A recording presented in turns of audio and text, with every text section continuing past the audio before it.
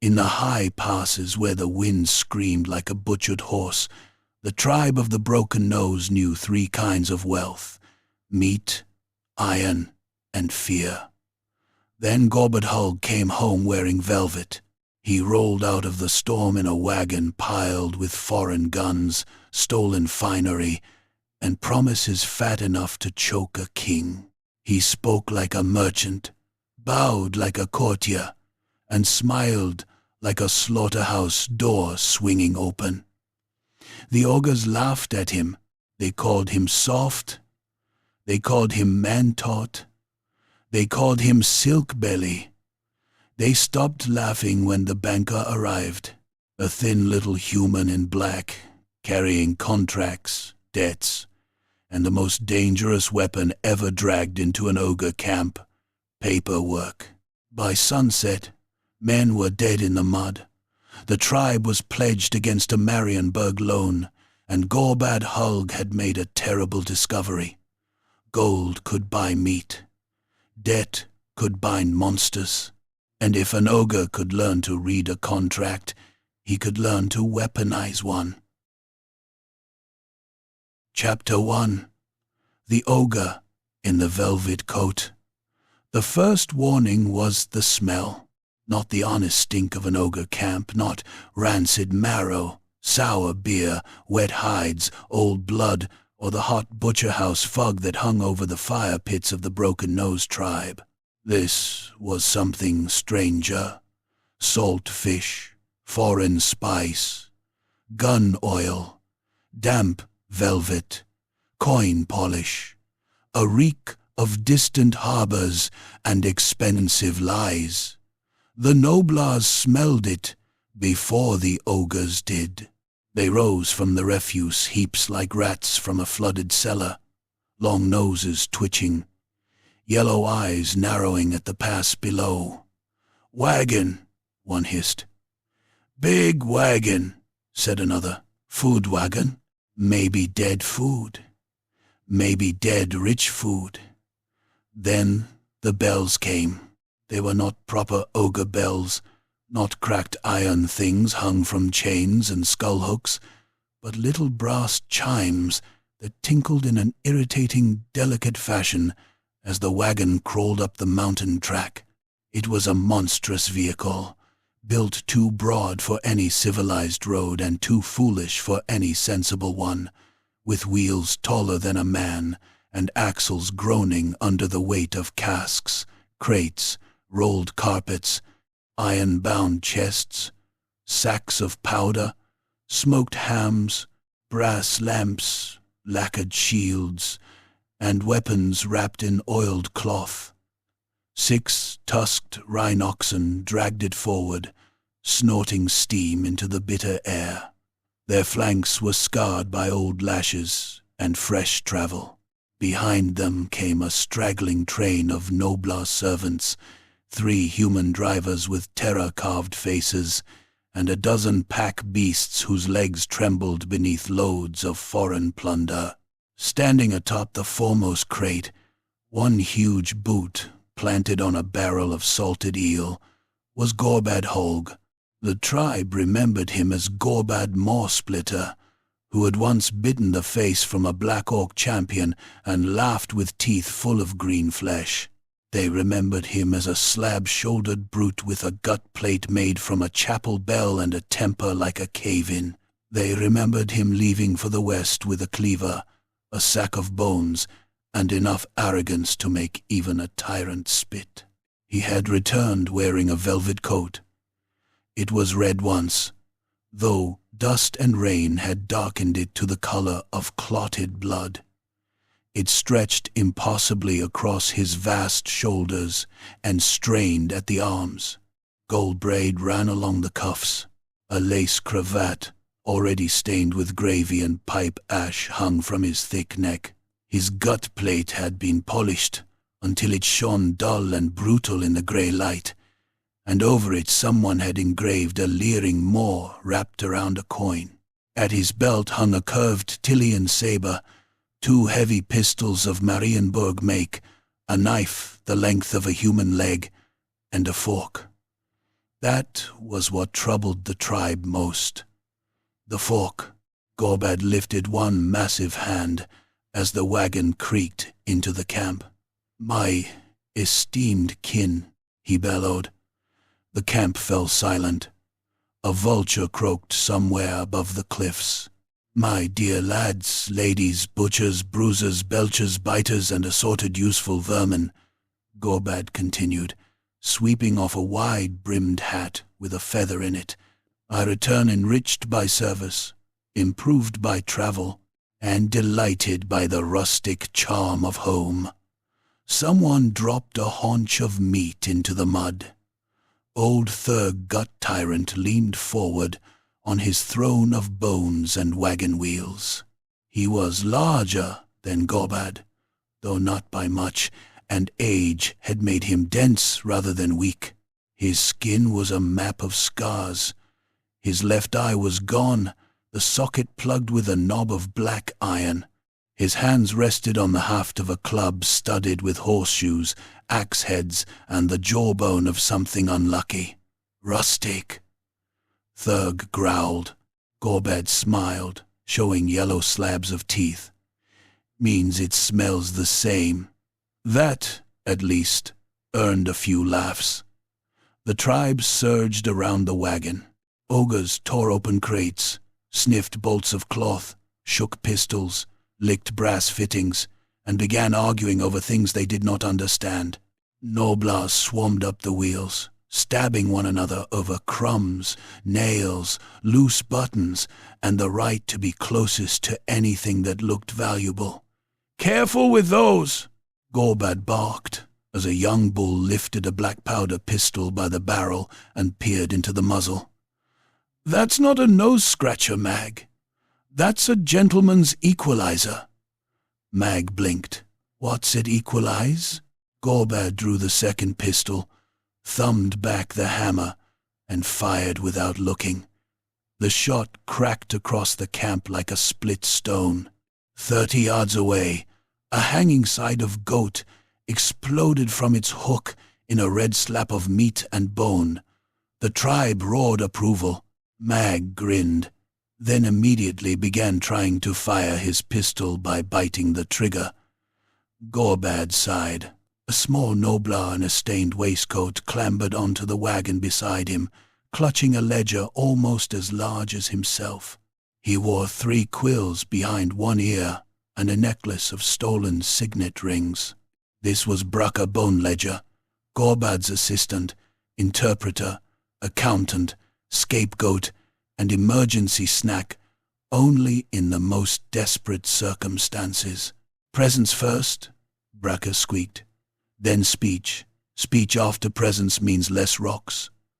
"Wise as ever," said Gorbad. The gifts came down. Knives from Estalia, powder horns, casks of pickled herring, a breastplate too small for any ogre, but perfect as a knee pad, cheap jewels, good boots, bad wine, a crate of Marienburg hats, which caused 3 immediate fights and 1 strangling. Gorbad moved through it all like a prince touring a slaughter yard. He clasped hands. He slapped backs hard enough to crack ribs. He kissed a baffled old matron on both cheeks and called her Madame. She responded by headbutting him in the mouth.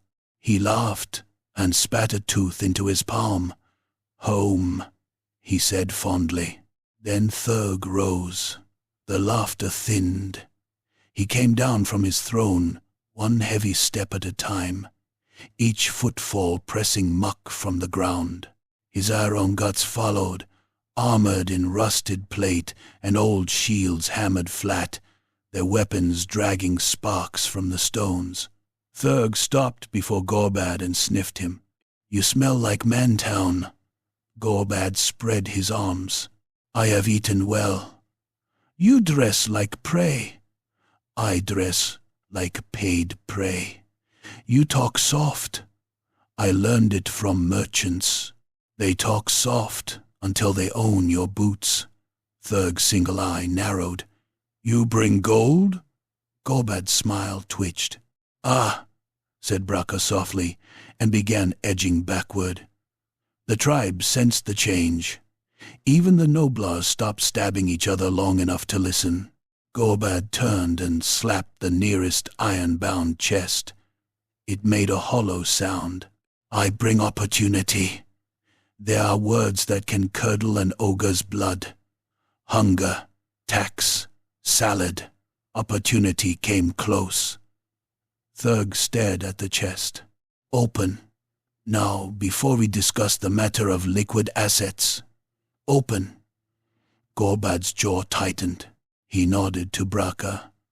The noblar produced a key, fumbled it twice, and unlocked the chest. The lid creaked up. Inside lay 3 silver coins, a broken pipe, and a dead rat. The silence became a thing with teeth. A young ogre reached in, picked up the rat, sniffed it, and ate it. Thurg's lips peeled back. Where is gold? Invested, Gorbad said. In what? Gorbad gestured at the wagon.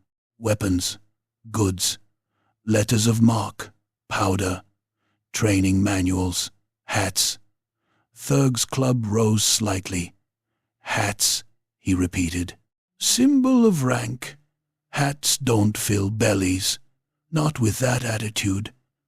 The club came round faster than anything that lodge had a right to move. Gorbad ducked. The head of it smashed into the wagon behind him, splintering boards and bursting a cask of pickled herring. Sour brine and fish guts sprayed across the watching ogres. They cheered, because violence had finally arrived, and because some of the spray was edible. Gorbad rolled with surprising grace, came up under Thurg's reach, and drove one fist into the tyrant's belly. The impact boomed like a drum. Thurg grunted, staggered half a pace, then smashed his forehead into Gorbad's face. Blood sheeted from Gorbad's nose. He reeled back, laughing. There he is, Thurg snarled. Thought Marienburg had chewed the ogre out of you. Gorbad spat blood onto his lace cravat. Marienburg tried, broke its teeth. The tribe began pounding weapons against stones. Then the second warning came. A horn sounded from the lower pass. Not an ogre horn. Too clean, too disciplined, too doomed. Every head turned. A column of men approached the camp. There were 20 of them, which showed courage or stupidity in generous measure. They wore steel caps, breastplates, wool cloaks stiff with road filth, and the strained expressions of men who had been promised extra pay but had not been told exactly why. Crossbows rested in their hands, swords hung at their belts. At their center rode a narrow black carriage, pulled by 2 exhausted horses. The carriage stopped at the edge of the camp. One horse took a long look at the nearest ogre and tried to die on the spot. The driver whipped it upright. The carriage door opened. A man stepped out. He was thin, neat, and dressed in black wool trimmed with modest silver. His beard was clipped to a sharp point. His gloves were immaculate. His hat was broad, expensive, and utterly unsuitable for the mountains. He carried no sword. Instead, he held a leather satchel against his chest, as if it contained his own beating heart. He looked at the ogres. The ogres looked at him. One of them licked his lips. The man swallowed once, then walked forward. Master Gorbadhog, he called in Reichspiel, polished by Marienburg vowels, also known as Gorbad Moorsplitter, Gorbad Eight Bellies, Gorbad the Harbour Terror, and, regrettably, Gorbad Silkbelly. The tribe erupted. Silkbelly, Silkbelly, pretty Gorbad. Gorbad closed his eyes. Braca put the ledger over his face. The man stopped 10 paces away. He opened his satchel and removed a thick sheaf of parchment tied with blue ribbon. Wax seals clung to it, like dried scabs. "My name is Peter van der Kessel, accredited factor of the House of van der Kessel, operating under charter of the Staatsrat and associated creditors of Marienburg. I have traveled at ruinous expense, through bandit country, green skin-infested passes, and weather fit only for gods and lunatics, in order to present formal notice of delinquency." Thurg leaned toward Gorbad. "Can I eat him?" "Bad idea," Gorbad muttered. "Small bite. Worse idea." Peter adjusted his gloves. As of the last reckoning, including principal sum, compound interest, penalty charges, transport guarantees, weapons advances, maritime insurance, unpaid lodging, damages to 3 taverns, compensation for 1 deceased factor, and the replacement of a fountain into which you allegedly placed a live bear, your outstanding debt amounts to, he named, the sum. Even the wind seemed to flinch. The ogres did not understand numbers that large, but they understood the way Gorbad's face sagged. Thurg smiled slowly. "You owe, little man." "A temporary imbalance," Gorbad said. Pieter heard him. "A catastrophic imbalance," Braca whispered. "Could eat papers." Pieter looked down at him. "The copies are in Marienburg." Braca's ears drooped. Thurg began to laugh. It was a deep, wet, cruel sound. Others joined him. Soon the whole camp shook with it. An ogre who owed a human money. Not gambling debt, not meat debt, paper debt. It was the funniest thing any of them had ever heard.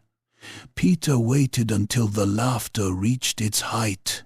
Then he said, "As collateral, Master Hulk pledged tribal manpower, future plunder, associated earnings, portable assets, beasts of burden, and all contracted martial capacity belonging to or claimable by his blood, gut, banner, or affiliated warband." The laughter died badly. Thurg's face changed. Gorbad went very still. Pieter continued, voice thinner now but still steady. "In plain terms, honored sirs," he put up the tribe. "The first crossbowman died because his nerve broke. He saw the ogres lean in, saw mouths open, saw hands tighten around hooks and cleavers and clubs. Panic took him by the throat. His bow came up. The bolt snapped loose. It struck an ogre named Vorga in the cheek, punched through flesh, shattered teeth, and lodged somewhere behind his jaw. Vorga blinked. Blood poured down his chin in a thick, black-red rope. He touched the bolt. Then he screamed. The camp exploded. Vorga seized the nearest mercenary by both arms and pulled. The man came apart at the shoulder with a wet, tearing crack, one arm ripping free in a spray of blood and tendon. He fell shrieking into the mud, spraying red arcs from the stump until Vorga stamped on his chest and burst him like a wineskin. Crossbows fired. Bolts hammered into ogre hides, punched into bellies, stuck in muscle. One struck Mag in the throat. He snapped it off, coughed blood, and charged anyway, laughing through the bubbling wound. His club caught a man at the waist and folded him around it. The mercenary's spine broke with a sound like green wood. He flew 10 feet and landed in a heap that kicked twice and stopped. "Hold!" Gorbad roared. No one held. A horse screamed as 3 nobles swarmed up its legs and stabbed at its belly. It collapsed, spilling guts across the stones. The carriage driver tried to run.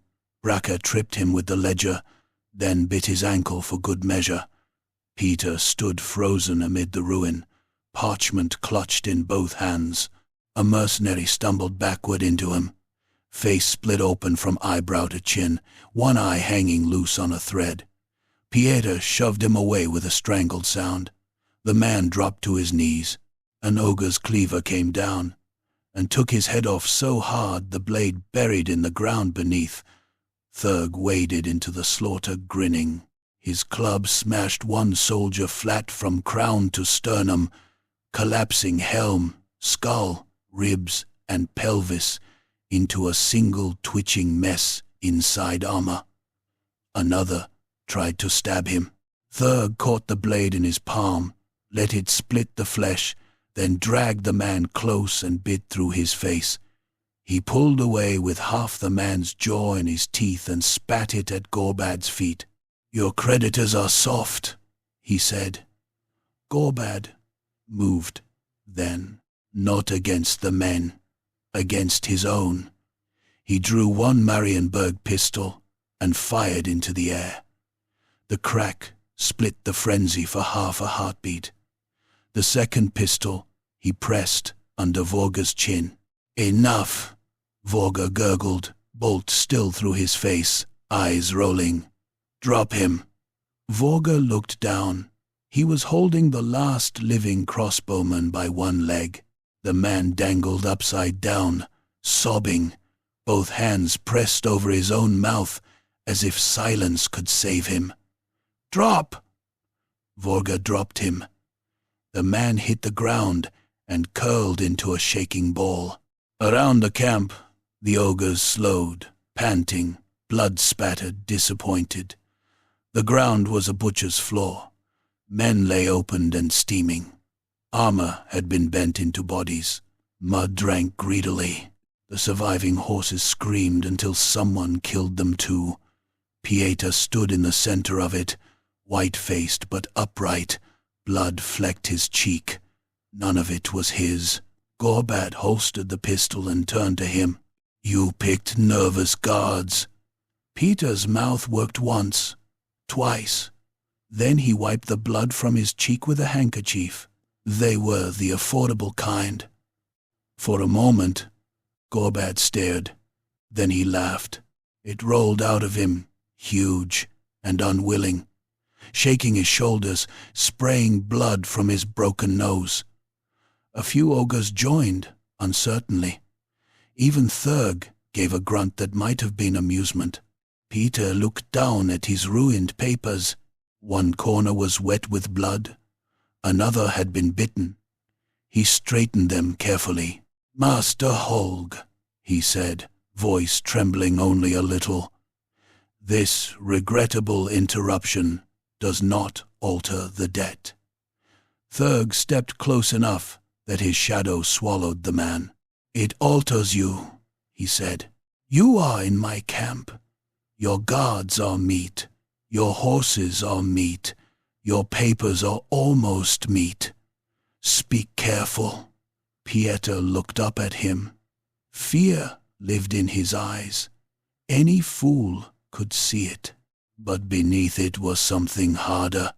The cold, bright madness of a man who had crossed the world for money and found, to his own surprise, that money still mattered more to him than survival. "I am speaking carefully," Peter said. "Your tribe has been pledged against a lawful debt. If the debt is not serviced, every civilized port and paymaster from Marienburg to the border princes will be informed that the Broken Nose are unreliable, contract-breaking savages with no standing, no credit, and no right to future hire." The ogres stared blankly. Gorbad did not. He understood every word and hated that he did. Pieter turned to him. "There is, however, an alternative." Gorbad rubbed blood from his mustache. "Here it comes. A contract has already been sold in anticipation of your return. Hazardous work, considerable pay, enough to begin restructuring the debt." Thurg snorted. "We don't work for paper." "No, Gorbad said quietly. "We work for meat. Gold buys meat. Contracts bring gold." Thurg's eye narrowed again. The camp waited. The storm clouds above the mountains thickened, turning the afternoon black. Smoke from the cook fires crawled low over the ground, mingling with the steam from opened bodies. Somewhere, a noblar giggled as it pried a ring from a severed hand. Gorbad climbed onto the smashed step of the carriage. His velvet coat was torn. His cravat was red. His nose sat crooked across his face. He looked ridiculous. He looked dangerous. He looked like something the old world had tried to civilize and only taught new ways to be monstrous. "My kin," he called. "We have a problem." Thurg hefted his club. "We have a snack. We have debt." Gorbad snapped. "And debt is a chain you can't bite through unless you know where it's fastened." The word chain did what opportunity had not. It reached them. Ogres understood chains. Gorbad pointed at the dead men. "These little folk think paper can bind us. They think ink can own muscle. They think seals and signatures are stronger than teeth." A growl moved through the tribe. Gorbad smiled. "So we show them different. We take their contract. We take their gold. We take their rules and bend them till they squeal. We become what they fear most." "What?" shouted Mag, blood bubbling at his throat. Gorbad spread his arms wide. "Respectable." The tribe howled in confusion, rage, and something dangerously close to excitement. Pieta looked at the corpses, the ogres, the blood soaking into his boots, and finally at Gorbad. Braca sidled up beside him and whispered, "Welcome to company." Pieta closed his eyes. Above them, thunder rolled across the mountains like a hungry god dragging its gut over the world. Chapter 2. The Company of the Hungry Maw. By dawn, the dead men had become breakfast, buttons, boots, and rumors. The Broken Nose camp woke beneath a sky the color of old iron, with mist crawling low through the ravines, and cook-fire smoke lying greasy over the ground. The mercenaries who had followed Peter van der Kessel into the mountains were gone in the way men tended to be gone around ogres. Reduced to bones cracked for marrow, scraps of leather, dented helmets, and a few unlucky pieces of gristle stuck between yellow teeth. Their blood still marked the mud.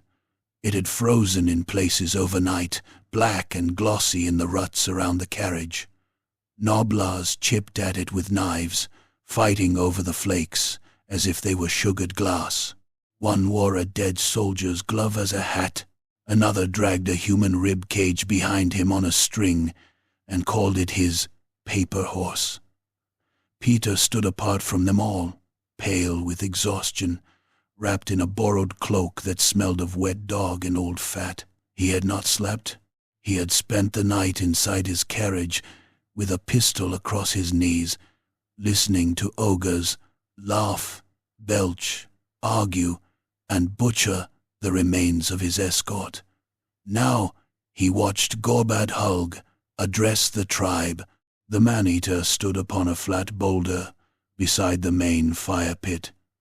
Velvet coat patched badly with sailcloth, lace cravat replaced by a strip of blood-stained bandage tied beneath his broken nose. His gut plate gleamed through a layer of ash. Behind him, Braca Boneledger had nailed a strip of sail canvas between two spears. On it, in uneven black letters, he had painted "The Maw" and coin "Free Company." The letters dripped because the paint was too thin, or perhaps because Braca had mixed it with blood. Gorbad pointed at the banner with a cleaver. "There," he declared.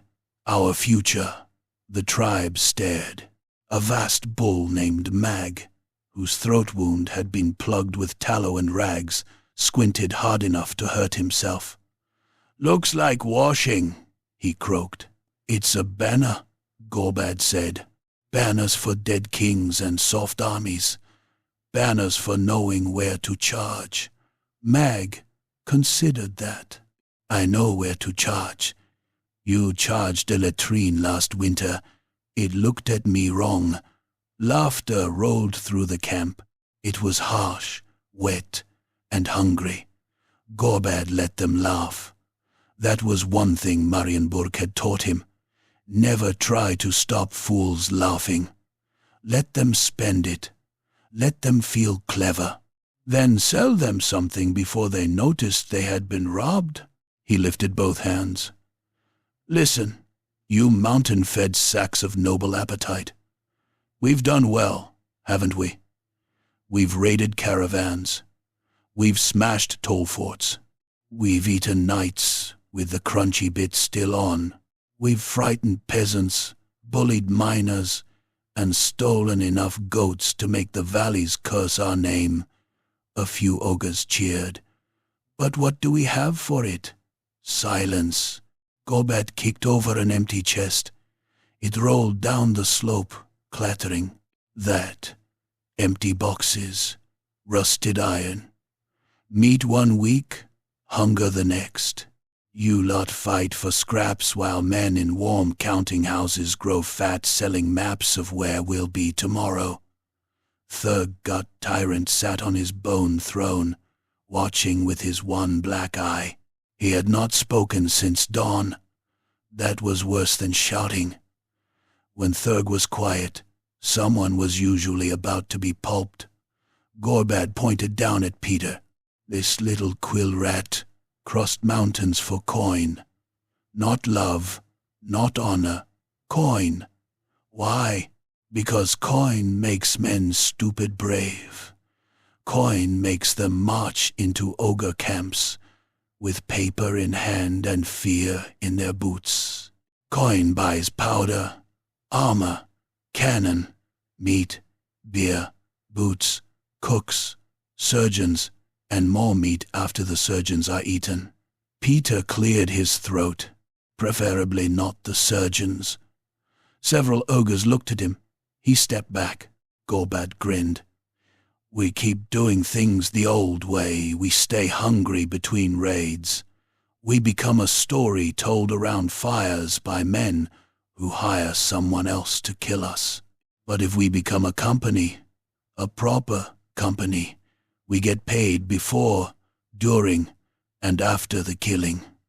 That word worked. Paid. It settled into the tribe like the smell of roasting flesh. An Irongut named Broca Iron Liver raised a mailed fist. Paid how much? Depends who we're killing. What if killing is hard? Then more. What if killing is easy? Gorbad shrugged. Lie. That earned approval. Pieter's lips tightened, but he did not object. He was learning. Gorbad jumped down from the rock, boots sinking into bloody mud. So, first lesson, ranks. Groans erupted. No, don't like ranks. Ranks sound thin. Ranks sound like men. Ranks are how more of you hit the same enemy at the same time. Gorbad barked. That improved the matter. He dragged 6 ogres into a line by shoving, kicking, and once biting a thumb until its owner moved. They stood shoulder to shoulder, if shoulder to shoulder could describe 6 mountains of meat and bad temper leaning in different directions. Behind them, Noblars carried sticks and tried to look official. This, Gorbad said, is a line. Mag frowned. Looks like waiting. It's waiting with purpose. Waiting's for food to cook. Exactly. Enemy is food. Mag's eyes brightened. Gorbad paced before them like a drill master in a nightmare. When I say advance, you walk, not run, not wander, not stop to eat dropped fingers. Walk, together. He raised his cleaver. Advance! The line moved. For 3 steps, it almost worked. Then Broca trod on a noblar, who screamed. Mag turned to see what he had missed. Another ogre, assuming the command had been dance, began stamping rhythmically. 2 bulls collided belly first, bounced apart, and swung at each other on instinct. A third noticed the banner flapping and tried to catch it in his teeth. Within moments the line became a brawl. Gorbad watched his future collapse into elbows, spit, and mud. Peter came to stand beside him, promising. Gorbad glared. I have seen worse first attempts, Peter added. Where? In bankruptcy court. Gorbad turned back to the fighting ogres. Braca! The noblar popped up from behind a barrel. Wasn't me. Drum. Braca grinned and scampered away.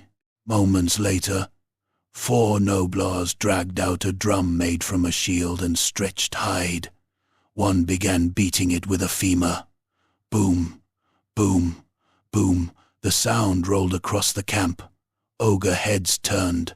There, Gorbad said. Step on the beat. Boom. The line lurched. Boom. Another step. Boom. For 12 paces, they moved as one, heavy feet punching deep holes into the mud. The ground shook. The watching tribe quieted. Even Thurg leaned forward. There was power in it. Ugly power. The kind that made castle walls feel less certain about themselves. 6 ogres moving together were not a mob.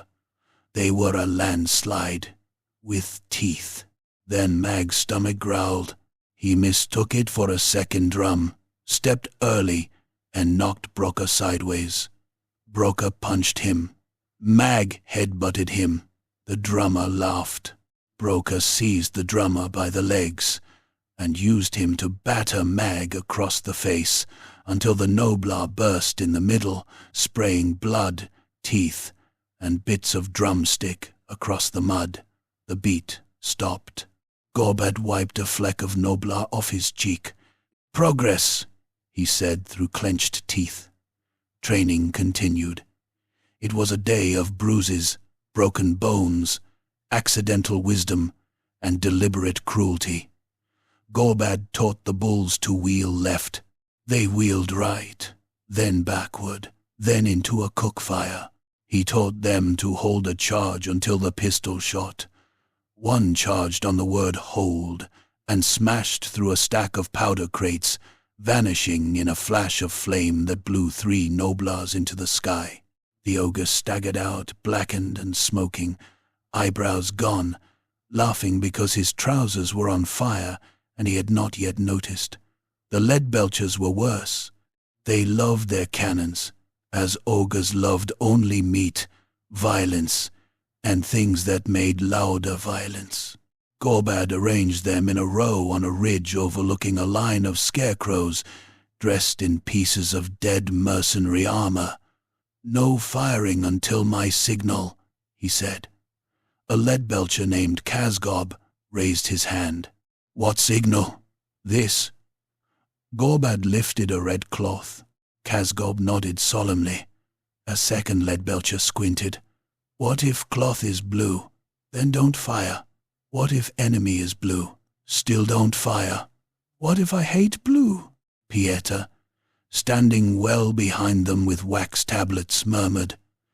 This explains much about mountain warfare. Gorbad ignored him. Ready.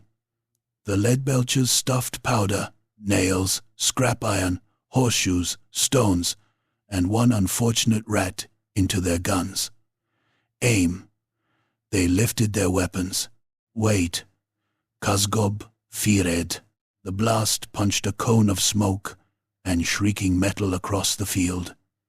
2 scarecrows vanished, a third spun into fragments. The recoil hurled Kazgob onto his back, where he lay grinning with smoke curling from his ears. The others, inspired, fired too. The ridge disappeared in thunder. The volley shredded the targets, the hillside behind the targets, a parked wagon, 3 tents, and a sleeping ogre who woke with a piece of horseshoe buried in his buttock. He rose howling and charged the gunners. They clubbed him down with their cannons.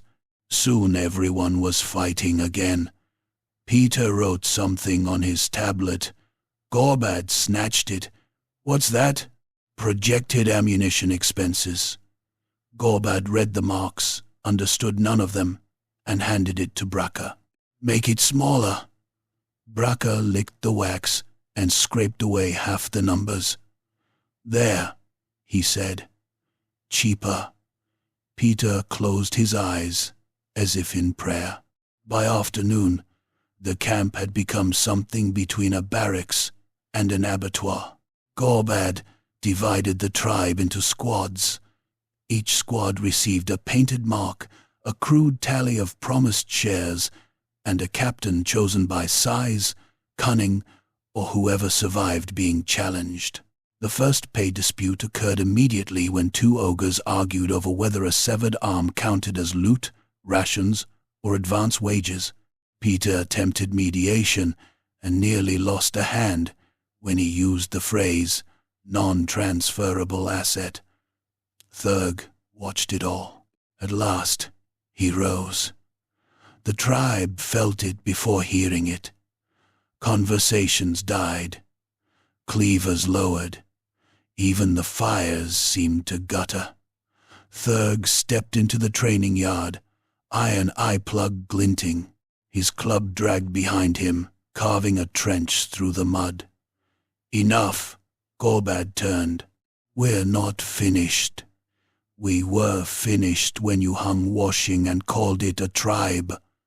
The words struck harder than a fist. Ogres shifted. Old loyalties stirred. Thurg had led them through winters, raids, and famines. He had broken enemies and fed the tribe with their bones. He was simple, brutal, and theirs. Gorbad was returned from cities with paper chains dragging behind him. Thurg pointed at Peter. "This man has put a hook in your gut. Now you dance when he pulls." Peter said nothing. "Wise man," Gorbad's voice lowered. "I brought back a way to make us rich. You brought back debt. I brought back weapons, bought with debt. I brought back contracts, chains with prettier knots." Thurg spat into the mud. The gobbet landed thick and red, from something he had eaten badly. "An ogre takes. He doesn't sign. He doesn't march for men. He doesn't wait for drums or bow to coin counters. He kills, eats, sleeps, and kills again." A deep murmur rolled through the tribe. Thurg lifted his club and pointed it toward the banner. "That thing comes down." Gorbad did not move. For a moment, the whole mountain seemed to hold its breath. Then, another voice cut through the camp. "Gentlemen," it was a woman's voice, clear, amused, and cold as a knife, washed in snow. From the lower road came riders. They had arrived quietly, for people bringing so many weapons. A dozen mounted men in dark leather and lacquered breastplates rode at the front, crossbows slung, sabers curved at their hips. Behind them marched hired blades with pikes, shields, and hard faces. At their center, on a pale horse draped in blue cloth, sat Madame Elizabeth Crone. She wore traveling furs over a gown of deep green, though both had been cut practically for the road. Her hair was pinned beneath a small black hat. A veil covered the lower half of her face, not enough to hide her smile. She looked at the ogre camp with the calm disgust of a woman inspecting damaged merchandise. Pieter stiffened. "Isabet, Peter," she replied. "You look diminished. Where are your guards?" A nobler nearby belched. Isabet glanced at the bones by the fire. "Ah." Gorbad rested one hand on a pistol. "Who's this?" "An associate," Peter said bitterly. "A superior," Isabet corrected. "Depending on which documents one considers valid," Bracker whispered. "Paper fight." Isabet guided her horse forward, unafraid or pretending well enough. "I represent certain Marienburg interests concerned that Master van der Kessel has allowed sentiment, panic, and personal ambition to compromise a substantial investment." Peter's face reddened. "You followed me. I audited you." Thurg liked that word no more than the others, but he liked Pieter being insulted. "Why are you here, woman?" Isabet turned to him and inclined her head with elegant precision to offer clarity. "Your tribe is not a company. It is not collateral in any meaningful sense. While under your leadership, you owe this man nothing. If you reject Gorbad's foolishness, give me the Maneater, the banker, and the foreign weapons. In return, my employers will consider the matter closed." The camp went very still. Gorbad's hand tightened on the pistol grip. Pieter looked as if he had swallowed a nail. Thurg smiled. "There," the tyrant said softly. "Good paper." Isabet's smile deepened behind the veil. "I prefer practical arrangements." Gorbad stepped between them. "You came a long way to make a bad offer. I came to prevent a herd of mountain butchers from being mistaken for soldiers." That struck the tribe like a slap. Several ogres growled. Isabet did not flinch. "You are strong," she said. "Terrifying, certainly. Useful in the way avalanches are useful if pointed downhill. But a mercenary company requires obedience, discipline, accounts, supply, punishment, restraint." She let the last word linger. An ogre, at the edge of the crowd, was gnawing on a boot with the foot still in it. Isabet looked back to Thurg. "You know what you are. He wants to make you into men." Thurg's club rose. Gorbad drew his pistol. The camp inhaled. Before either could move, a horn sounded from the ridge. Once, twice. Then a third time, ragged and panicked. A lookout gnoblar came tumbling down the slope, ears flapping, eyes bulging. He hit the mud face first, bounced up, and screamed, "Ogres! South Pass! Lots! Iron bellies! Red hands! Big boss with skull cart! Coming fast!" Isabet's riders turned in their saddles. Pieter went grey. Thurg bared his teeth. "Who?" The noblar pointed a shaking claw at Gorbad's new banner.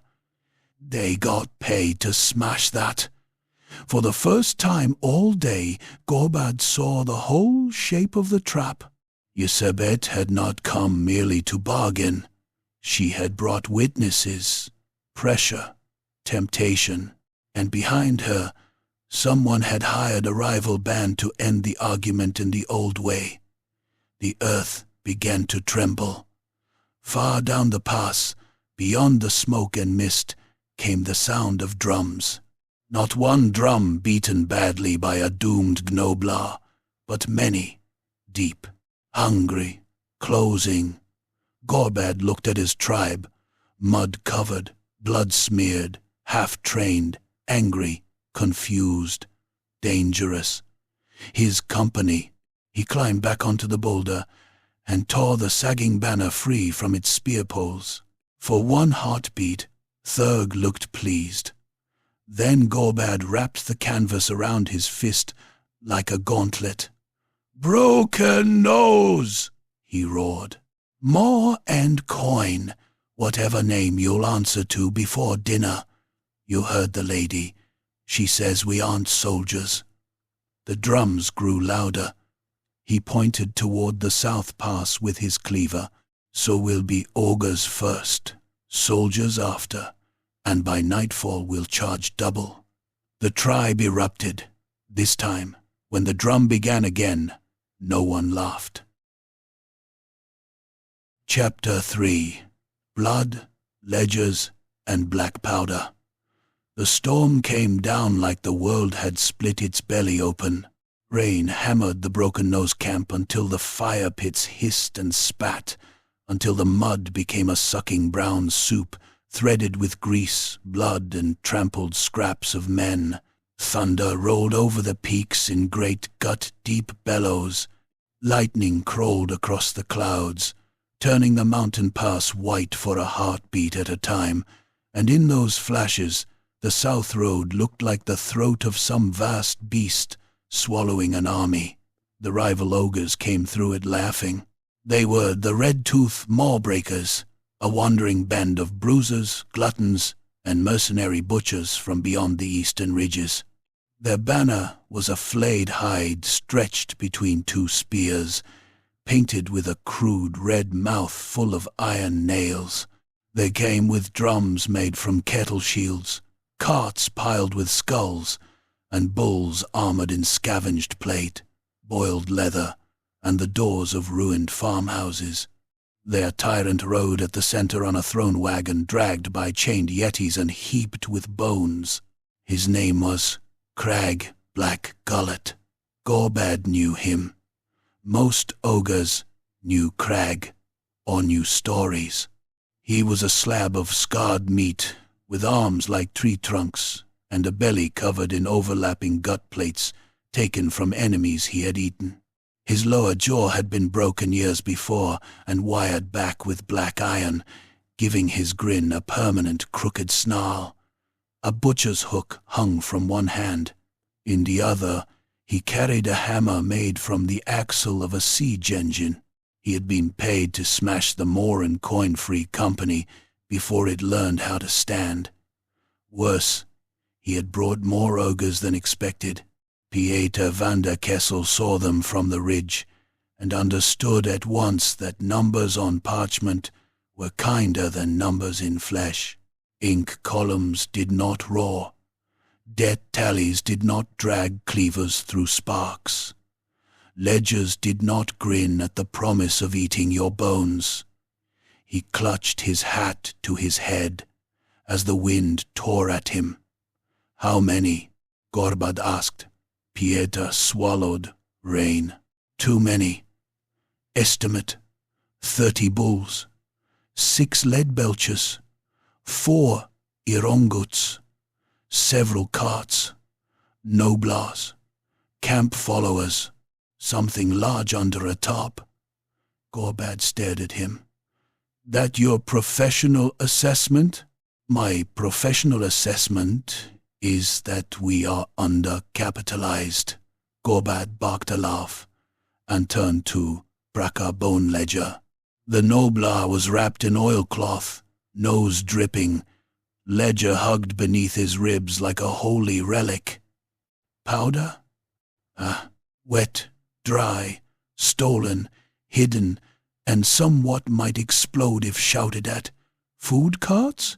Ours or theirs?" "Theirs." Braca's grin was a row of little brown knives. "I can fix theirs." Gorbad looked down into the camp. The tribe waited in the rain. They did not look like soldiers, not yet. They were hulking shadows with blades in their fists and hunger in their eyes, shifting from foot to foot, snorting steam, scratching at scars, licking rain from their lips. The painted marks of their new squads already ran down their bellies in streaks. The banner sagged wetly from its poles. The drum beat was uneven. because the new drummer had lost 2 fingers and kept pausing to look for them. But they were waiting. That mattered. Thurgot Tyrant stood at the head of the old guard, iron eye plug glinting each time lightning tore the sky. His club rested on one shoulder. He had said nothing since the lookout's warning. Madame Isabet Crone remained mounted near her hired blades, expression hidden behind her veil, watching everything as if she were calculating which corpse would be most profitable. Gorbad spat blood from his broken nose and lifted his cleaver. "Line on the ridge," he roared. Lead belchers behind the stone teeth. Bulls in 2 knots. Ironguts hold the middle. Noblars. 100 small faces looked up at him with immediate terror. "Try not to die until I need you." They cheered at being given achievable orders. The Mawbreakers came up the pass in no formation at all, which meant they came naturally. A rolling avalanche of muscle, iron, bad breath, and appetite. They beat their weapons against their gut plates. Their noblars scampered ahead, shrieking insults and throwing stones. One had tied a dead dog to a stick and waved it like a holy banner. Crag Blackgullet stood on his throne wagon and pointed his hammer up at Gorbad. "Silk belly," he bellowed. His voice was a gravel slide through a slaughterhouse. "Come down and show us your pretty coat. I want to wipe my arse with it after I eat your banker." The Mawbreakers laughed. Peter went rigid. Gorbad glanced at him. "Popular already. I am revising my fee. Survive first." Crag's lead belchers stomped forward, bellies plated, cannons clutched under their arms. Gorbad saw the danger and shouted for his own gunners to hold fire. They did not hold because discipline was still more of a rumor than a habit. Kazgob fired first. His cannon belched flame and iron. The blast ripped through the rain in a shrieking cone and struck the Mawbreaker front. One rival bull took a horseshoe through the mouth. It smashed out the back of his skull in a spray of bone chips, teeth, and pink pulp. He ran 3 more steps, with his face opened like a burst fruit before falling under the feet of those behind him. The rest of Gorbad's lead belchers fired after that, because once thunder begins, every fool wants to be the storm. The ridge vanished behind smoke and orange flame. Scrap iron screamed down into the pass. A Mawbreaker lost both knees and dropped upright, staring in stupid confusion as his legs sprayed blood into the mud beneath him. Another had his belly plate punched inward so hard it folded into him. He vomited black blood and half-digested meat, then was trampled flat by his own side. But the volley came too early. The Mawbreakers were hurt, not broken. Their return fire smashed into the ridge. A cannonball made from chained axe heads struck one of Gorbad's bulls in the chest and tore him open from collarbone to hip. His ribs sprang outward like broken barrel staves. His lungs slapped wetly against the air. He tried to hold himself together with both hands, took one bewildered step, and toppled backward onto 3 noblers, crushing them into paste. Another blast hit the stone teeth where Gorbad had placed his gunners. Shards of rock scythed outward. A lead belcher's face disappeared behind a fan of stone splinters. When he turned, only one eye and half a grin remained. He laughed anyway, loaded by touch, and fired into the smoke. "Now!" Gorbad roared. "Advance!" The bulls moved. For once, they moved together, not neatly, not like Empire soldiers with polished boots and feathers in their caps. They moved like a row of butcher blocks shoved downhill by angry gods. 6 in front, 7 behind, shoulders hunched against the rain, blades low, feet stamping to the drum. Boom! Mud jumped. Boom! The ground trembled. Boom! The maw-breakers, still climbing, slowed. The impact was hideous. Gorbad's front rank met the first red tooths with a crash of meat and iron that drowned the storm. Clubs smashed into skulls, cleavers bit into arms, gut plates rang like anvils. An ogre's head vanished under Mag's hammer, not cut or crushed so much as driven down into his own chest until his shoulders popped and his spine burst through the skin of his back. Mag roared through the wound in his throat, blood bubbling with every sound.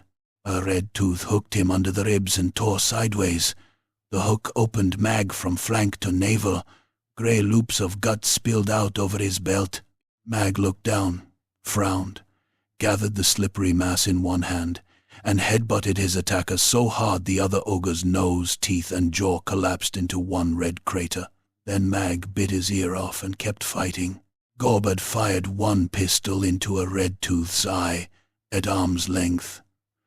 The back of the ogre's head burst outward, hot matter spraying across the rain. Gorbad threw the spent pistol aside, drew his Telian saber, and hacked low. The blade cut behind a knee. The rival ogre buckled, and Gorbad stepped in, drove his cleaver beneath the chin, and split the head upward to the brow. "Push," he bellowed. "Push, you paid bastards." "Not paid yet," someone shouted. "Then earn interest." The line surged. For a moment, it worked. The maw-breakers were forced back 3 paces. Their footing slipped in the churned mud. Gorbad's Ironguts drove into the center, heavy blades rising and falling. Brokahanliver took a spear through the belly, looked offended, snapped the shaft, and used the embedded head to tear open the throat of the ogre who had stabbed him. Below, Braka and his noblars went to work. They did not fight like ogres. They fought like vermin in a granary fire. They crawled under wagons, cut straps, stabbed ankles, and vanished.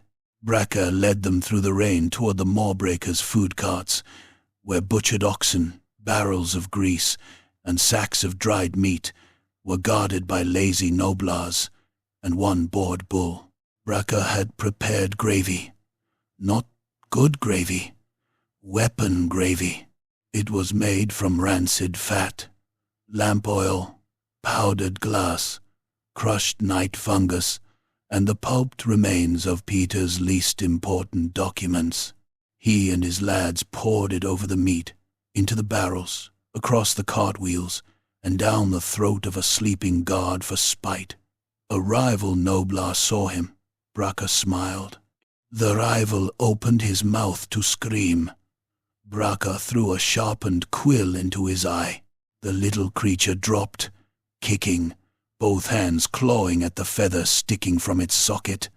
Then the maw-breaker food carts caught fire. No one was entirely certain how. Possibly lamp oil, possibly lightning, possibly Braka's cousin Snick, who had been told not to touch the powder and therefore had touched all of it. Blue flame ran along the grease. Barrels popped. Smoke billowed thick and foul. The chained Yehites pulling Crag's throne wagon shrieked and reared, dragging the cart sideways. One tore free and plunged into the melee, fur burning, claws flailing. It seized a bull from each side and smashed them together until both skulls cracked. The maw-breaker charge faltered. Pieter saw it.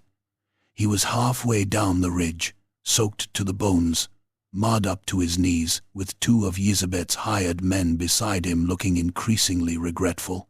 In his shaking hands he held a map of the pass, ink running in the rain. He had spent the battle watching movement, not blood. Men of finance learned where things flowed. Coin, grain, fear, armies. "There," he said.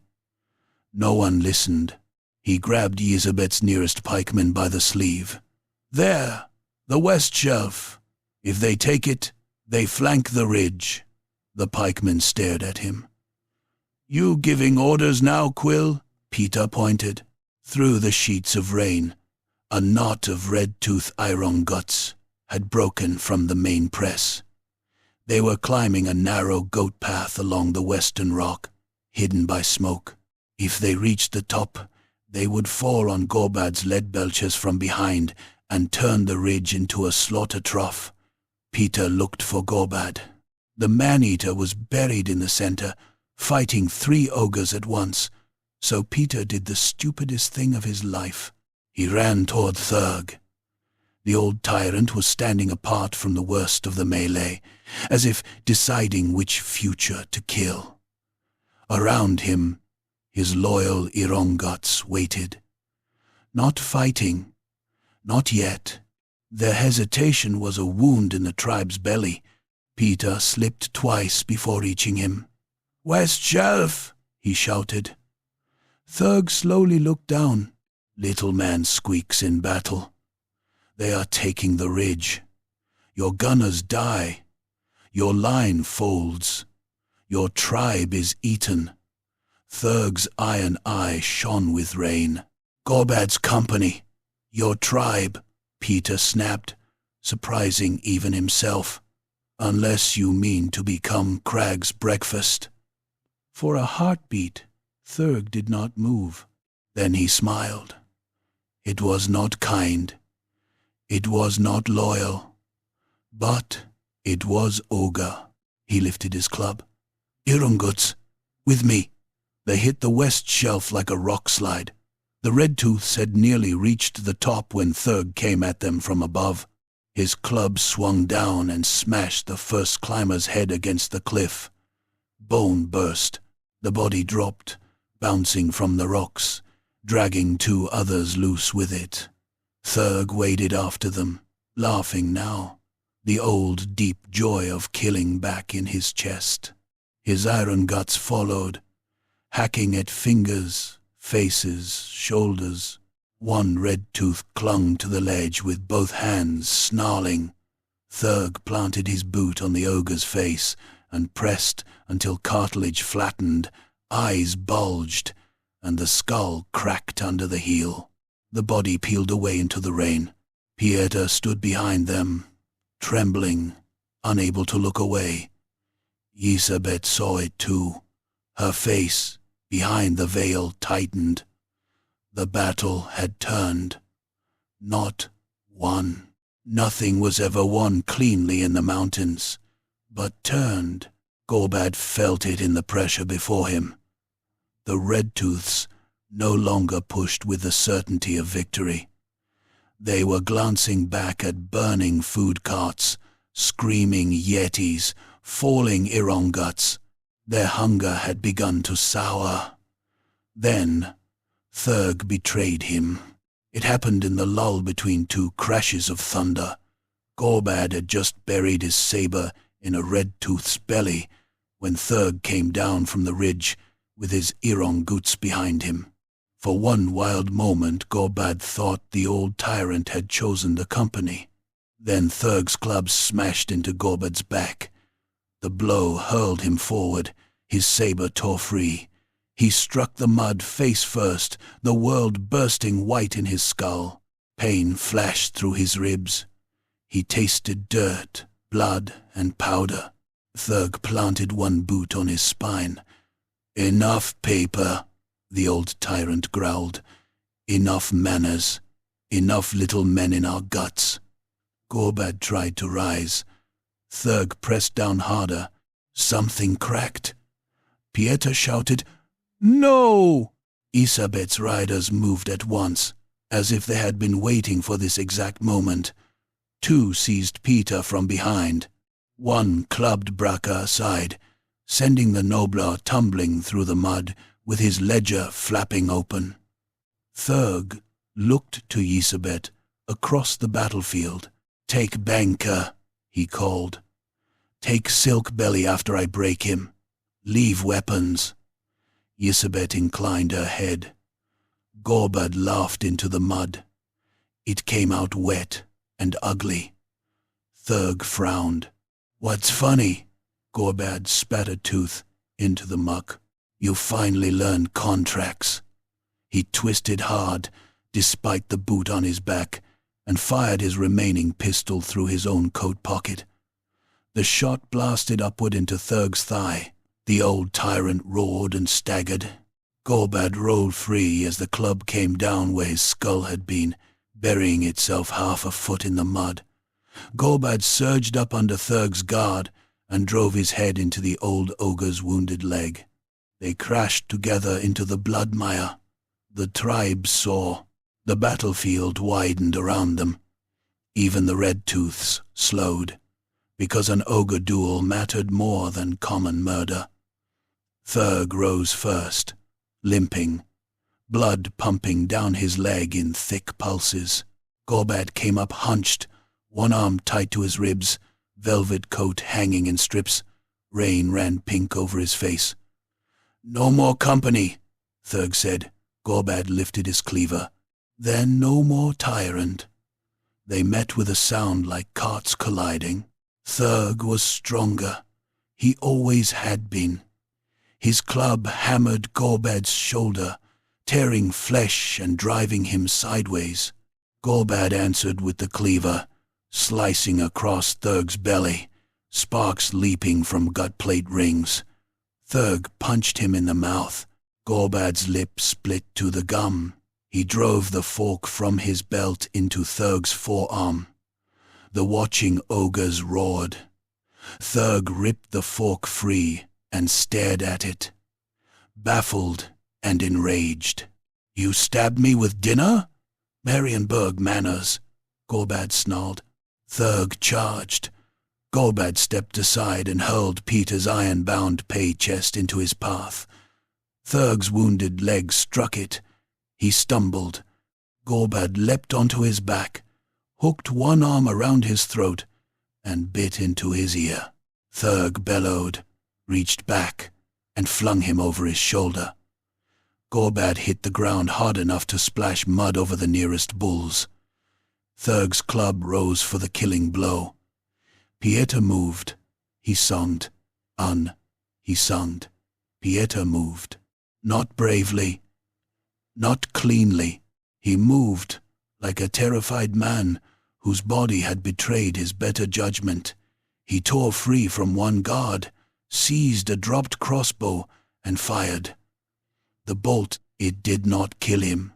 It barely slowed him, but it made him turn. Gorbad used the heartbeat. He came up with the pay chest in both hands and smashed it into Thurg's jaw. The chest burst open. 3 silver coins, a broken pipe, rainwater, and the dead rat's remaining bones flew into the air. Thurg dropped to one knee. Gorbad pressed his cleaver to the old tyrant's throat. "Yield." Thurg spat blood. "Kill me. Yield. Do it." Gorbad leaned close, voice low enough only Thurg and the nearest dead could hear. "I kill you. Half the tribe says I murdered the old ways. I let you live. Everyone sees the old ways kneel." Thurg's eye burned with hatred. Then, slowly, he lowered his club. The tribe fell silent. Gorbad straightened, rain pouring off him, cleaver still at Thurg's throat. "Thurg gut tyrant yields," he roared. "And because I am generous, stupid, and badly concussed, I name him Chief of Acquisitions and Loud Violence." For 1 second, no one understood.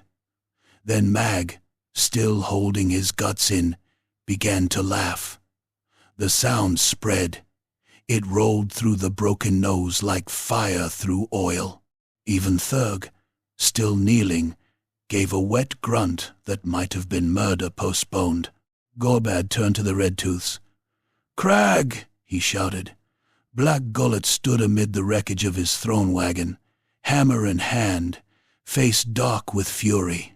Gorbad pointed his cleaver at the burning food carts. "Your meat's gone. Your flank's broken. Your paymaster's a liar. But I'm forming a company, and I've got openings." Crag stared. The offer hung in the rain, mad and glittering. Then Braca, lying half-conscious in the mud, lifted one claw and croaked, "Reduced signing bonus.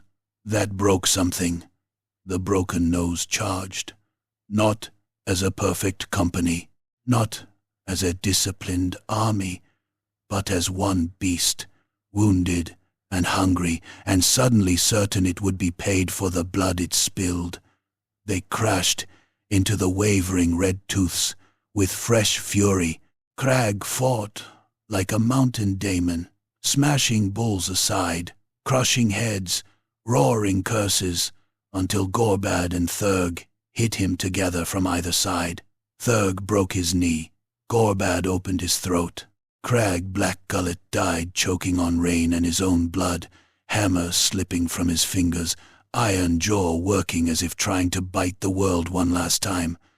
The surviving Mawbreakers ran or yielded. Yisabet did neither.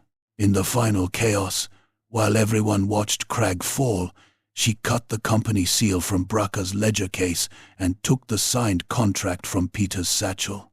Her riders dragged her away down the north track, vanishing through smoke and storm. Peter found out too late. He fell to his knees in the mud, hands clawing through his torn satchel, face emptied by horror. "She has it," he said.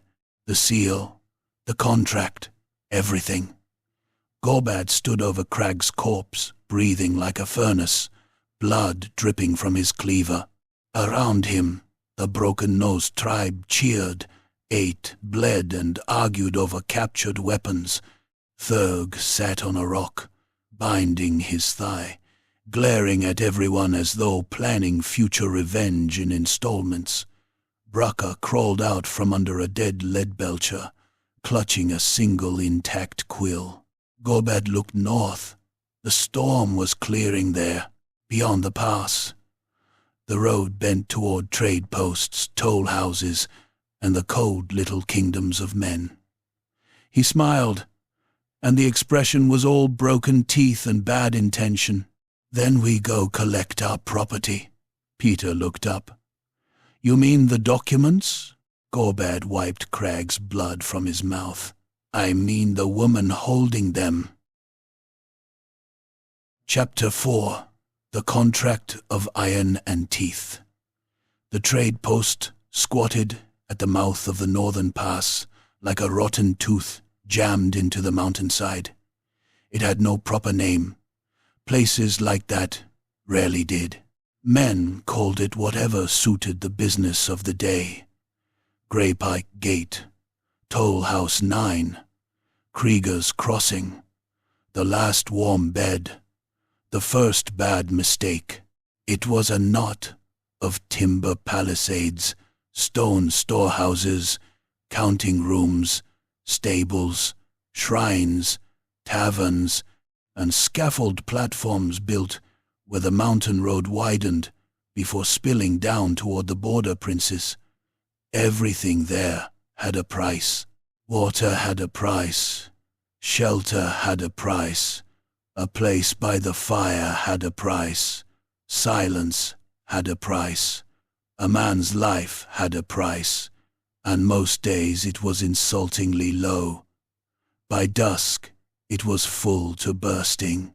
Caravans had halted behind its walls to wait out the storm. Muleteers cursed in half a dozen tongues.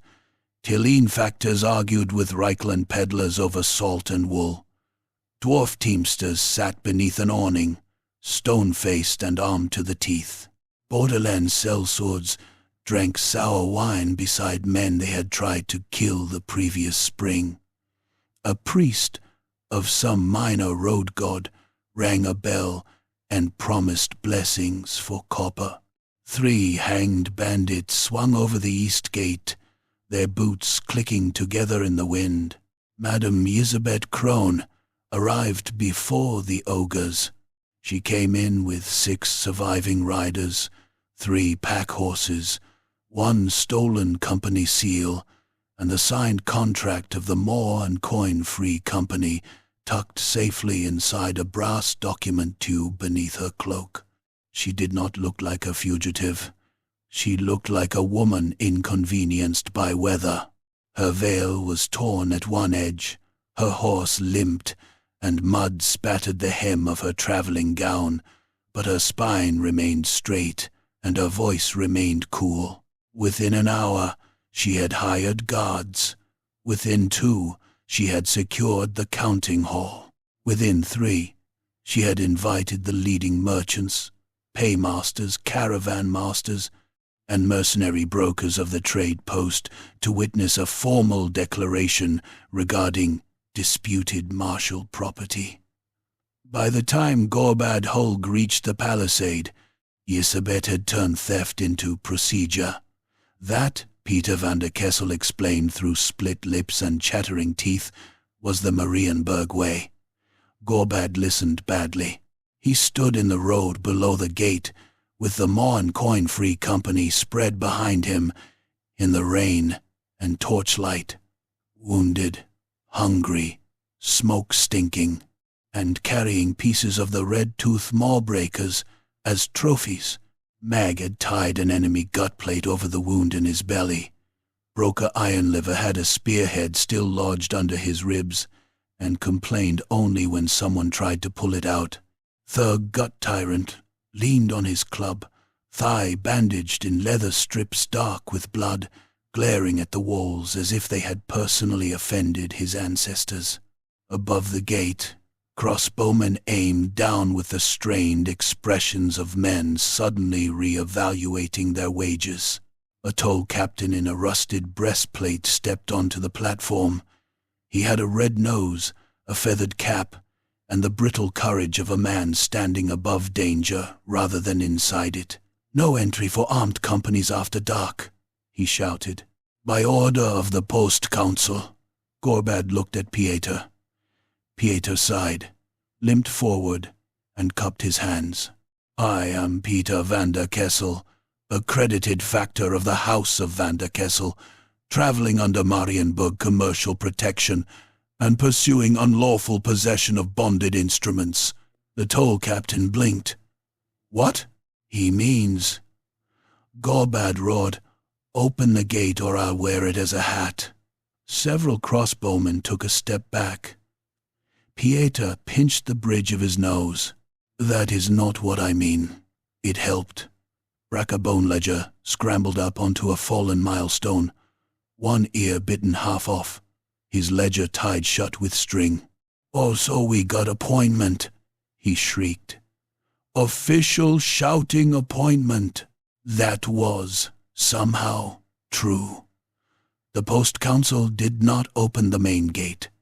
They opened the livestock gate, which was lower, narrower, and insultingly covered in old dung. The ogres had to squeeze through one by one, shoulders scraping timber, weapons held awkwardly above their heads. One bull became stuck halfway and had to be kicked through by Thurg. He burst out the other side into a heap of terrified pigs, which immediately became fewer pigs. The trade post recoiled from them. Conversation died in waves. Men backed into walls. Dice games halted. Tavern girls vanished behind doors. Merchants clutched purses, amulets, or knives, depending on which they trusted most. Gorbad strode through the yard with blood dried black across his velvet coat and a fresh strip of red cloth tied around one arm as a company marker. His broken nose had swollen badly. One eye was half shot. His gut plate was dented. He looked less like a civilized mercenary captain than a butcher who had robbed a nobleman's wardrobe and murdered the wardrobe for good measure. Pieter walked at his side, pale and stiff, one arm bound from a sword cut taken during Isabet's escape. He carried no satchel now, only a short dagger and the furious emptiness of a robbed accountant. "They will try to make this legal," Peter said. Gorbad snorted. "Can't eat legal. You can be hanged by it. Too heavy. You can be ruined by it." Gorbad glanced around the trade yard. At the counting house lit bright with lanterns, at Yezebet's hired guards posted on the steps, at the gathered brokers waiting to see which way profit would fall. "I'm already in debt," he said. "Ruin can get in line." The counting hall had once been a chapel before some practical soul noticed that gods paid less reliably than merchants. The old altar had been replaced by a long table of dark wood. Ledgers sat where candles had burned. Iron-bound strong-boxes lined the walls. A faded mural of some forgotten saint still watched from the ceiling, hand raised in blessing over men who would have sold his bones by the ounce. Yezebet stood at the far end of the hall beneath that painted saint. She had changed into a clean dark gown. Someone had found her a new veil. Her hands rested lightly upon the brass document tube. Around her stood factors, paymasters, caravan lords, 2 minor nobles in travel-stained finery, a dwarf ironbroker, and a thick-necked mercenary captain wearing a wolf pelt. Behind them waited hired swords with halberds and crossbows. The room smelled of wet wool, hot wax, ink, fear, and ogre. Gorbad ducked under the doorway and entered. Then more ogres entered. Then still more. The hall became very small. One merchant fainted when Mag smiled at him. Braca caught the man before he hit the floor and began checking his pockets. "Put him down," Pieter hissed. "Was helping. You were stealing. Helping myself." Yezebet's eyes moved over the ogres, counting wounds, weapons, loyalties. They lingered on Thurg, then Gorbad, then Pieter. "Master Vanderkessel," she said, "you survive so persistently." Pieter gave a stiff bow. "Madam Crone, you steal so predictably." A murmur moved through the merchants. Yezebet's gloved fingers tapped the brass tube. "I preserved endangered assets from tribal instability and battlefield confusion. The company seal and contract were at risk. I secured them." Gorbad stepped forward. The floorboards creaked beneath him. "You ran. I withdrew valuable instruments. With my property." "Your property?" Her voice sharpened sweetly. "That is precisely the matter under review. Can a tribe of ogres constitute a lawful mercenary company? Can it enter binding service? Can it be administered? Can it be held accountable? Or is this all merely one more appetite wearing a coat?" Gorbad showed his teeth. "Careful, Coates had a bad day." The dwarf ironbroker folded his arms. "Let the woman speak. Then the big one. Then we decide who gets paid from who gets buried." That seemed reasonable enough for the border princes. Yezebet opened the tube and withdrew the contract. Pieter's jaw tightened. There it was. Signatures, seals, clauses, advances, obligations, the paper chain, the thing Gorbad had despised until he saw what men would do to possess it. Yezebet laid it on the table. "This document," she said, "was executed in anticipation of Master Hulg's return. It promised the service of an organized company capable of fulfilling a hazardous commission, the reduction of a mountain fortress, presently occupied by rebels interfering with toll rights and mineral shipments." Several merchants nodded. "What Master Vanderkessel has produced is not a company. It is a wounded tribe. It has no lawful captain recognized by its members, no discipline, no secure pay structure, no supply standard, and no restraint. Its previous leader attempted to repudiate the arrangement. Its current claimant won authority by violence minutes before pursuing me here." Thurg grunted. "Good violence. Elizabeth inclined her head. Yes, very convincing in a cave. Less so in commerce. The merchants murmured again. Gorbad felt the room slipping, not because he feared the men. He could kill half before the rest reached the door. The ogres behind him could bring the building down and feast in the wreckage, but that would leave the contract ruined, the seal disputed, Peter's debt sharpened into a blade, and every paymaster in the old world laughing behind locked gates. He looked at Peter. The banker stepped forward. Madame Crone omits material facts, Peter said. His voice was hoarse, but steady. The Broken Nose tribe, now operating as the Moor and Coin-Free Company, repelled a hostile force under contract to unknown interests. Elizabeth's eyes hardened. They fought in organized elements, Pieter continued. Bulls under field command, lead belchers in a ranged position, Ironguts deployed to hold and retake terrain, supply sabotage conducted by auxiliary personnel. Braca puffed up. Auxiliary? Peter did not look at him. Furthermore, their prior tyrant yielded publicly to Master Hulg and accepted an appointed role within the new company structure. All eyes moved to Thurg. The old ogre's knuckles whitened around his club. Peter's life balanced on the next breath. Thurg spat onto the floor. It landed with enough weight to make a clerk flinch. I yielded, he growled. Still hate it. Gorbad clapped him on the shoulder. That's company spirit. Pieter reached into his coat and withdrew the remnants of Braca's ledger. Mud-stained, blood-streaked, half-burned, and chewed at one corner. It looked like it had been through war because it had. He laid it beside the contract.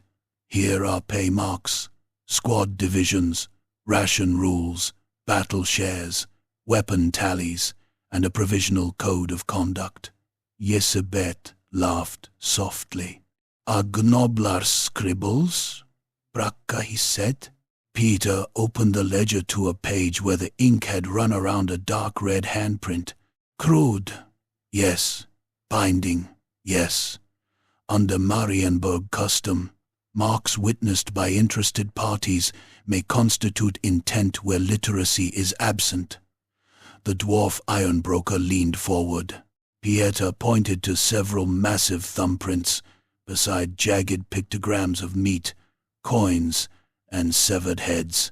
These are the marks of the squad captains. This is the ration division. This is the agreed plunder share. This... He paused. Braca whispered, client-eating clause.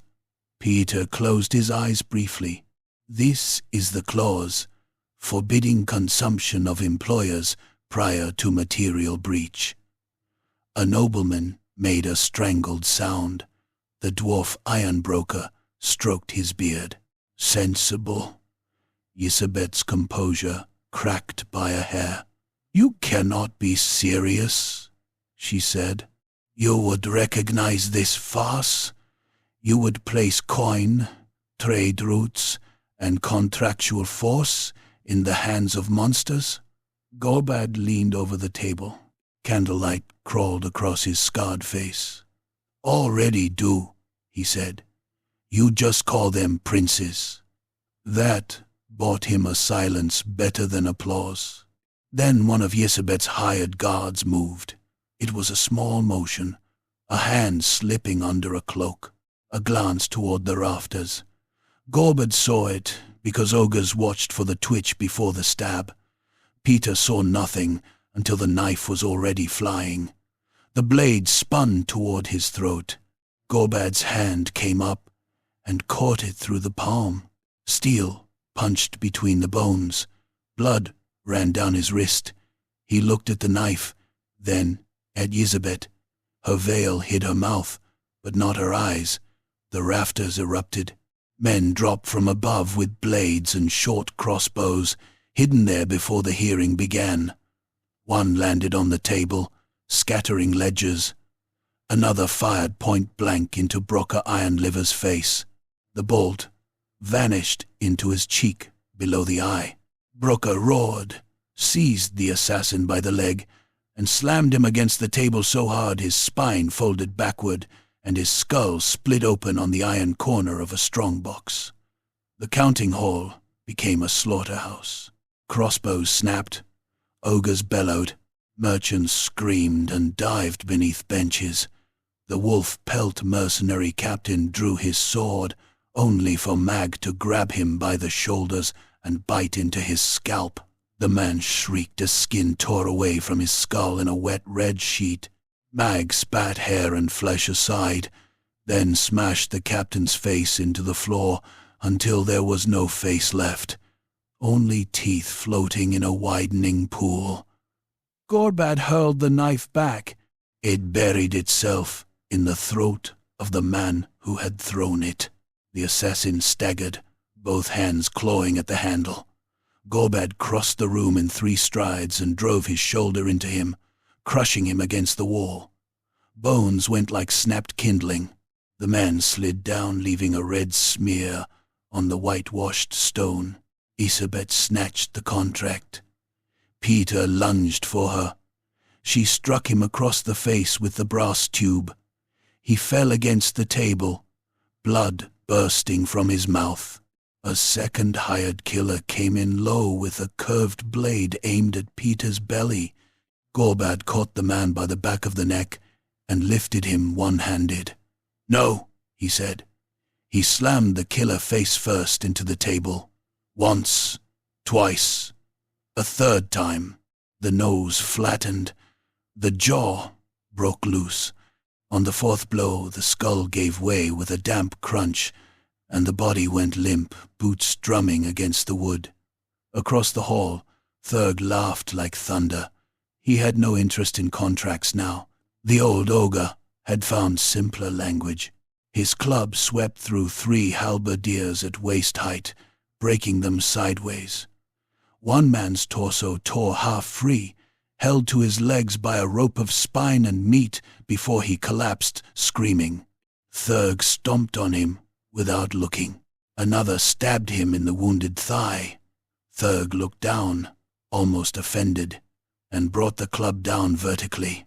The man disappeared beneath it in a burst of armor, blood, and splintered floorboard. "Good hearing," Thurg roared. Braca had vanished under the table at the first sign of danger. This proved wise, because Yesabet, contract clutched in one hand, kicked open a side door and fled into the adjoining storehouse. Braca saw her boots pass and went after them on all fours, knife in his teeth. "Seal!" he squeaked. "Shiny, thieving seal!" Pieter staggered upright, one hand pressed to his bleeding mouth. "Gorbad! The contract!" Gorbad saw Yesabet vanish. He also saw the assassin on the balcony aim a crossbow at Peter's back. For a moment, the choice hung cleanly before him. Paper or banker. Gorbad drew his pistol and fired. The shot took the balcony assassin in the chest and threw him backward through the old saint's mural. Plaster and painted holiness rained down. The man crashed onto the table below, chest smoking, fingers twitching. Peter turned, saw the corpse, and understood. Then he ran after Yesabet. Gorbad followed, smashing through the side door, because opening it would have taken too long.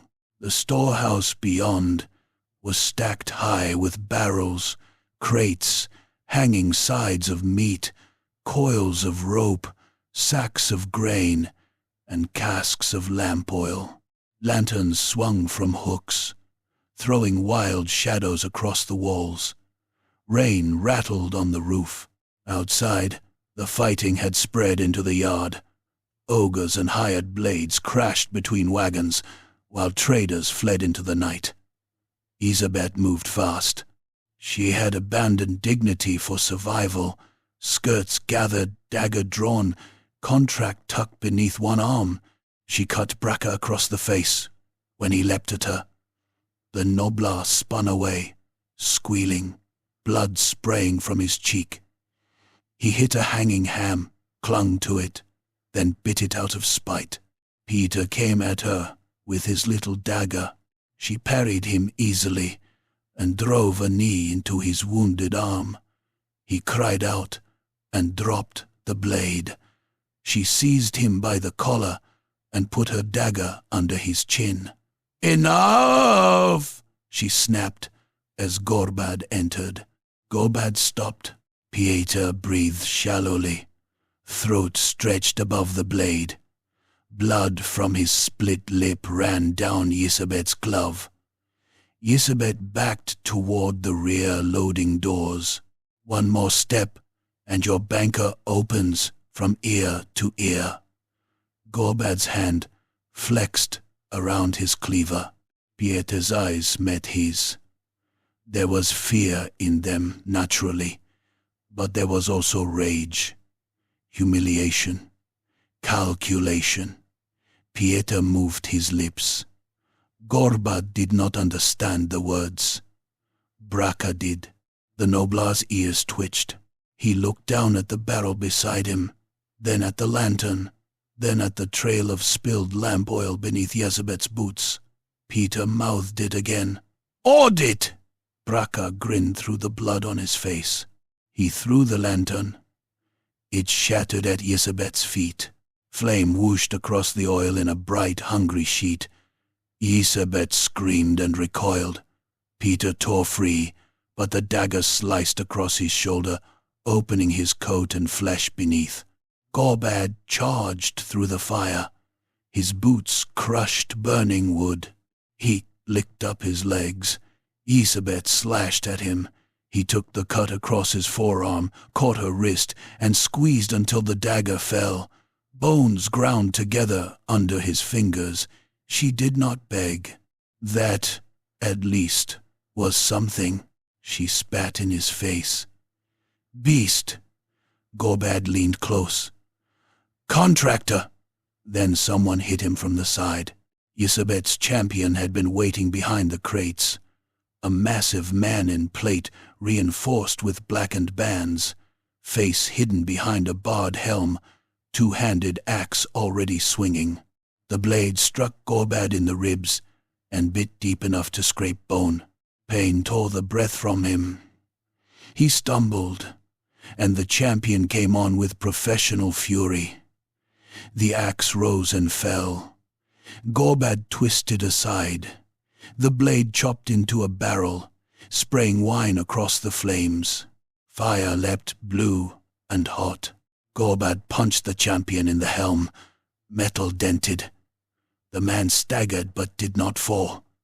He drove his mailed fist into Gorbad's wound. Gorbad grunted, vision flashing red.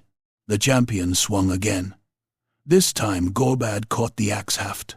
For a heartbeat they strained, ogre muscle against human steel and training. The champion was strong, stronger than any man had a right to be.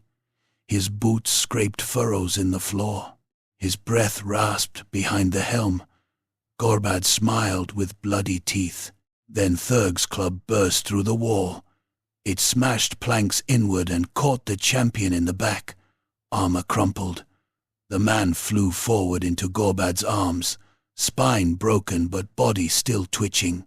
Gorbad lifted him over his head and hurled him through the rear loading doors. The doors exploded outward. The champion sailed into the yard, crashed through a stained glass trade sign showing a golden ship, and landed amid broken glass and mud. He tried to rise.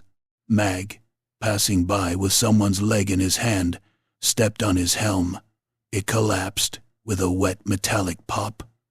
Gorbad turned back to Yezebet. She was gone. "No!" Pieter shouted. Braca scampered up a stack of crates and pointed. "Roof!" Yezebet had climbed the loading stairs to the upper loft. Smoke curled around her. In one hand she held the contract, in the other the company seal. She reached the loft window and looked down at the yard beyond, where one of her remaining horses waited. Gorbad could not reach her in time. Pieter could not. Braca could. The nobler ran along the rafters, shrieking like a kettle. Isabet saw him, too late. He launched himself from a beam and hit her shoulder, claws digging into her veil and collar. They tumbled together against the loft rail. The seal bounced from her hand. Braca caught it with his teeth. Isabet caught him by the throat. "You little parasite!" She flung him down. Braca fell through smoke and torchlight, still biting the seal. Gorbad caught him in one hand. The impact drove the breath out of the noblar in a squeak, but the seal remained clamped between his teeth. The contract fluttered from Isabet's other hand. For one mad moment it drifted above the flames. Pieter lunged beneath it, arms outstretched, and caught the parchment against his chest. A burning brand rolled against his coat. Fire caught the sleeve. He slapped at it, screaming curses more obscene than any Gorbad had expected from a banker. Isabet reached the window. Thurg solved the matter. He picked up a barrel of salted pork and hurled it. It struck Isabet square in the back as she climbed through the frame. She flew outward with the barrel, vanished from sight, and landed in the yard below with a crack that cut through the noise of battle. When Gorbad reached the window, she was lying half in the mud, half across the shattered trade sign. The barrel had burst beside her. Pork and brine spread around her like offerings. She moved once, trying to rise on a broken arm. Then one of the panicked horses bolted and dragged a wagon wheel across her legs. She did not rise again. The fighting ended soon after. It did not stop all at once. Violence rarely obeyed bells. It guttered out in corners, behind wagons, under tables, in one final scream from a man dragged out of a rain barrel by broker iron liver. But when the merchants realized Isabet was dead, her guards broken, and the ogres more interested in contracts than indiscriminate massacre, they began making practical choices. Practical men survived the old world. The hearing resumed in the yard because the counting hall was on fire. Pieter stood on a crate with the recovered contract in one hand and his wounded arm bound in strips torn from Isabet's clean gown. Braca stood beside him, proudly holding the company seal, though no one had yet managed to make him remove it from his mouth. Gorbad stood behind them. Thurg stood behind Gorbad. The maw and coin-free company filled the yard beyond, bleeding, chewing, looming. The dwarf iron broker examined the contract, the ledger, the seal, the corpses, and the burning hall. "Valid enough," he said. No one argued. Pieter cleared his throat, spat blood, and addressed the gathered merchants.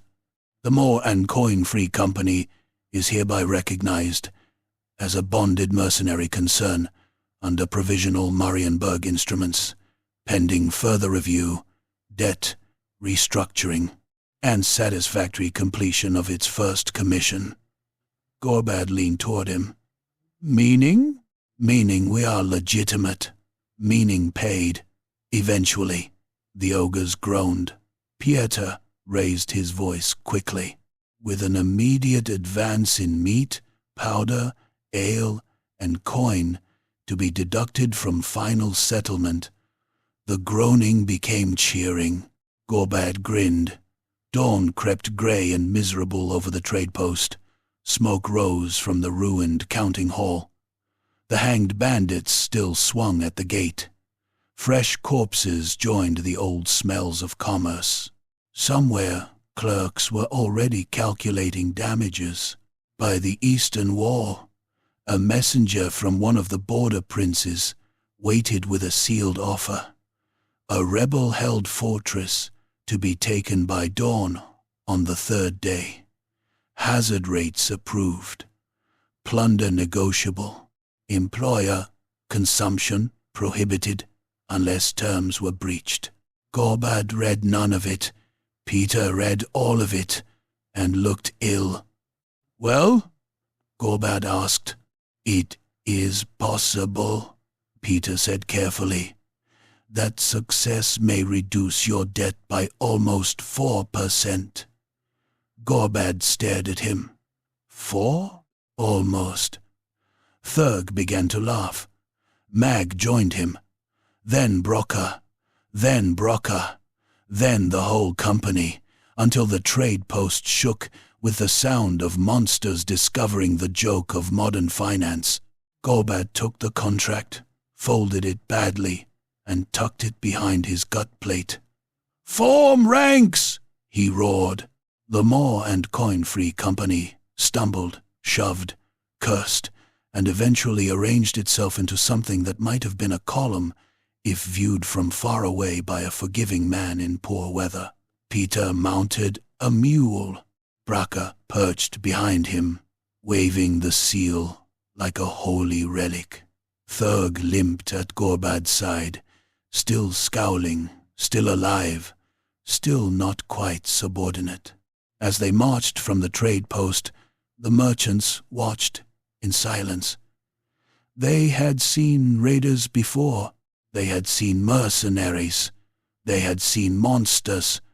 They had never before seen monsters with invoices. Gorbad adjusted the torn remains of his velvet coat, lifted his cleaver toward the pale morning, and smiled at the road ahead. Somewhere beyond the hills, a fortress needed taking. Somewhere beyond that, a debt waited to be paid. And for the first time in his life, Gorbad Hulg intended to do both properly.